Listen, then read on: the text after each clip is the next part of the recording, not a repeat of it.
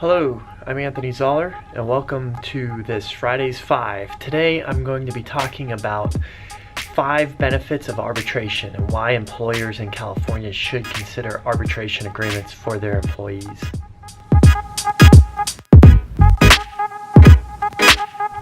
So I have to apologize to a lot of the readers of the blog. I haven't been posting my Friday's 5 for the last 2 Fridays. I've been able to keep up with it for the last couple of years, but I've just been so busy, and part of it is because I've been in an arbitration recently, a 4-day arbitration.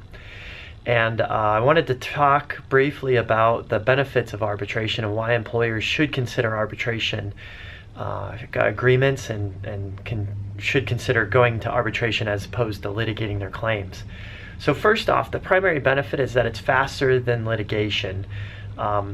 The arbitrator is hired. It's a private person, a retired judge or a lawyer that's hired by the parties to hear the dispute. And because it's a private person that the parties are paying for, the scheduling and getting time in front of the arbitrator goes a lot more quicker and faster than trying to schedule a hearing and resolve a dispute before a judge, for example. So it just moves a lot quicker, and you don't have the calendaring restrictions that a judge has in setting up a trial or anything like that. So the arbitrator can typically hear a case within 6 months, 6 to 8 months of it being filed. So it moves very quick. The second benefit of arbitration is that it's less formal than litigation.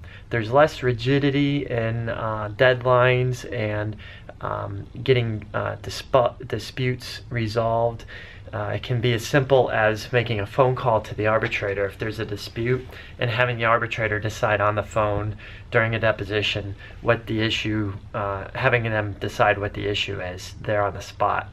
Also, the arbitrator can accommodate the party's schedule a lot more. There's more flexibility, so if for whatever reason a party needs to move a date that was set prior, an arbitrator is more likely to do that, and it's a lot easier to get that moved as opposed to going into court and having a judge move a trial calendar or a hearing date.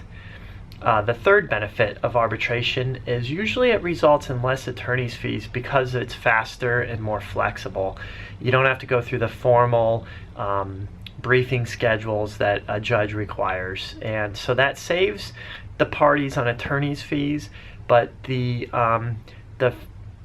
caution on that, though, too, under California law, most employers, if they do have an arbitration agreement with their employees, have to pay 100% of the arbitrator's fees. And those fees can be pretty substantial, anywhere from $20,000 to $40,000 for a week-long arbitration. So that's something employers need to know about when they're going into arbitration agreements and deciding whether it's right for them. Fourth, and a very big benefit for arbitration agreements is that the arbitration agreement has a potential to have an enforceable class action waiver in the agreement. Now, these class action waivers have been attacked recently, but generally, if the agreement is drafted properly, the court will enforce it, and the arbitrator will enforce arbitration agreements that have class action waivers. So that means that if the employee brings a suit against the employer as a class action, they can't continue their lawsuit as a class action, but they have to bring it on their own individual claim only, and not on behalf of a class. Now, the drawback to that is under California law, the plaintiff can usually still bring the Private Attorney General's Act claim, and that's a type of class action. It's a representative action under California law, and so there still is some potential exposure for employers, but it's a lot less than having a full-on class action. So that's something employers need to be aware of and understand the differences between a class action and this Private Attorney General's Act claim and how that plays out. And fifth and finally, the fifth benefit of having going into arbitration and having an arbitration agreement for employees is that the parties can select an arbitrator.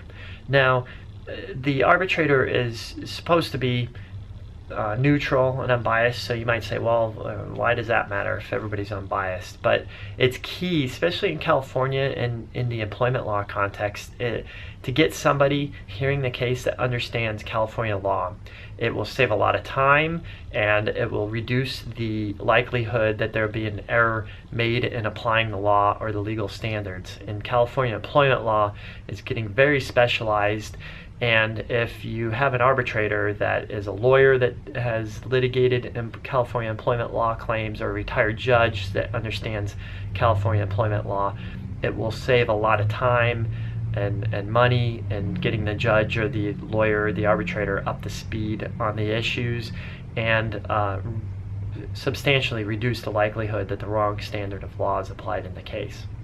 So that's a quick overview, the benefits as I see them for arbitration in California. If you have any questions about arbitration agreements and you're an employer here in California, feel free to reach out to me. My contact information is below. Have a good weekend.